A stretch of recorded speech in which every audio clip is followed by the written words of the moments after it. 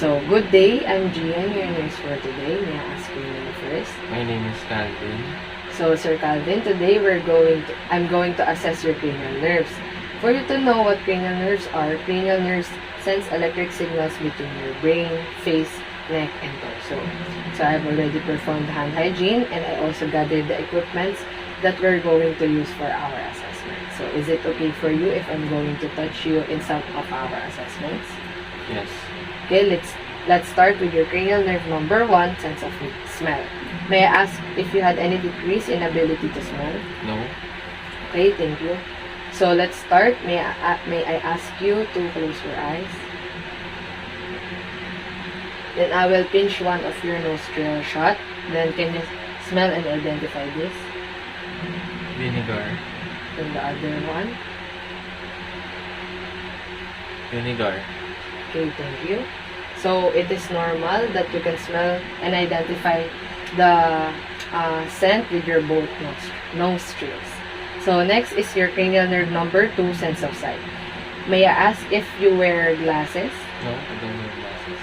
Okay, thank you. For this assessment, we will test your visual acuity using a Snellen eye chart. So, sir, can you please stand up?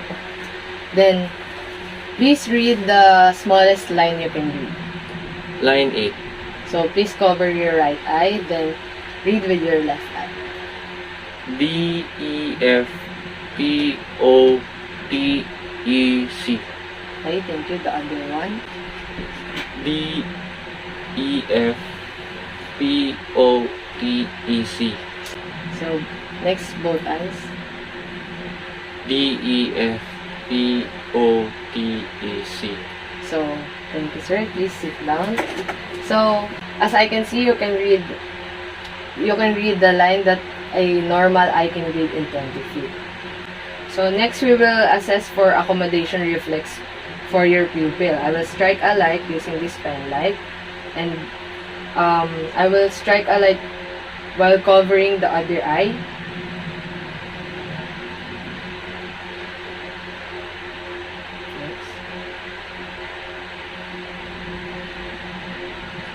So, both eyes constrict so that cranial nerve is intact. So, next assessment will be motor to eyeball movement. So, please watch this pen light without moving your head, and you will trace an H pattern in the air.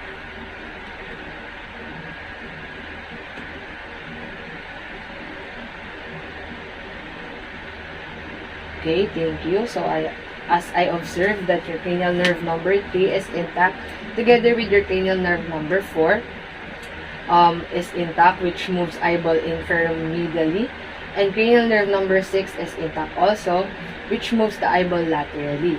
So, no involuntary shaking observed, and pupil is round, reactive to light, and accommodate. So, next assessment will be trigeminal nerve or cranial nerve number 5. So, I'm going to ask you to bite down, and I will feel the masseters, then the temporalis muscle. Okay, thank you. Then try to open your mouth against my resistance. Okay. Okay, thank you. So, cranial nerve number 5 or trigeminal nerve is intact. So, next will be the facial nerve or cranial nerve number 7 for the facial expressions. So, can you please close your eyes tightly? Then, open them up. Okay? Thank you. Next, I will touch your cornea with a cotton wisp.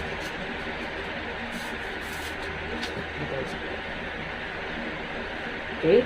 Thank you. You blink, it means it is normal. So, can you smile for me? Frown.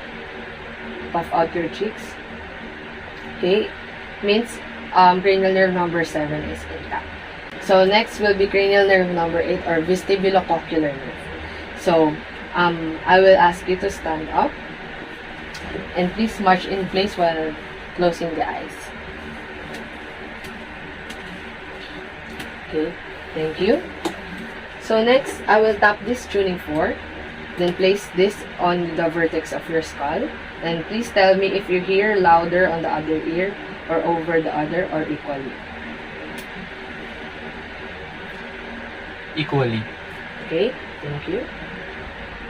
So I observe that you've heard it equally. Then next, I will shut one of your ear. Then I will whisper on the other side. Apple, Okay, thank you. banana, Okay, so both ears heard the right words, so that nerve is intact. So next will be cranial nerve number 9. So I will assess the motor to muscle of the pharynx and larynx by assessing your gag reflex. So I will use this tongue depressor. So please open your mouth and I will just poke a little bit at the back of your throat. Okay, thank you. Gagging means your cranial nerve number 9 is intact. So next will be the cranial nerve number 10 or the vagus nerve. So cranial nerve number 10 is intact because he's able to talk to me and without hoarseness and was able to swallow. So next I will light inside of your mouth and please open your mouth and say ah. So okay, uvula is normal. So next, for the cranial nerve number 11 or accessory nerve, so I'm going to ask you to move your head side to side,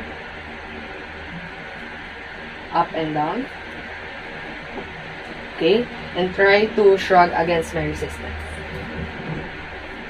Okay, thank you. You did that with ease, so that cranial nerve is intact. So lastly, for this assessment, I'm going to ask you to stick your tongue out and move it side to side. Okay, thank you. So that cranial nerve is intact. So for the documentation, cranial nerves 1 to 12 is intact and there were no deviation from normal. Thank you for your participation and take care.